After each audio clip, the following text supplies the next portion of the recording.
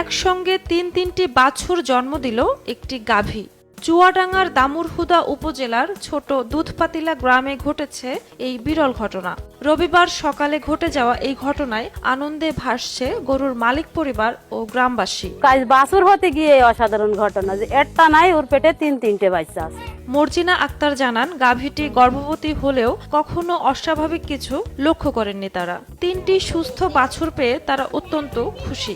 এই গরু আমি খাওয়াইছি, আমি তুলি কিন্তু কোনোদিন বুঝতে পারিনি যে ওর তিনটা আছে। সে গরুটা হয়ে এলাকার মানুষ সবাই আসছে দেখতে, সবাই খুশি, আমিও খুশি। আমার বয়স 40-42 বছর বয়স। আমি সর্বপ্রথম তিনটে গরুর বাছুর দেখলাম। গাভীটির প্রসব করিয়েছেন হাউলী ইউনিয়নের কৃত্রিম প্রজনন কর্মী ওবায়দুল হক রুনু। তিনি জানান, প্রথমে 2টি বাছুর জন্ম দেওয়ার পর আচরণ দেখে বোঝা যায় আরেকটি বাছুর আছে।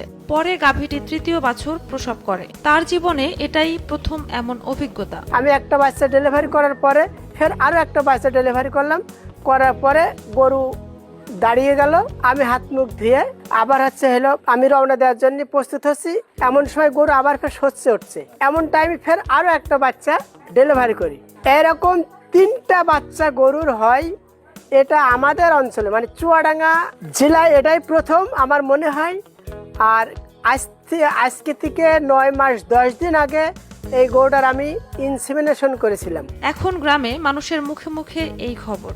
কৌতূহলী লোকজন ভিড় জমাচ্ছে 3 বাছুরের এই বিরল দৃশ্য দেখতে। একটা গরু 3টা বাচ্চা, এইটা প্রথম দেখলাম এবং এটাই দেখতে এসেছি আর কি। এবারে আমাদের জীবনে প্রথম দেখলাম, কিন্তু আমরা এই এলাকাবাসী আমরা খুব খুশি। খুব ভালো লাগছে যে বাছুর 3টে বাছুর হয়েছে।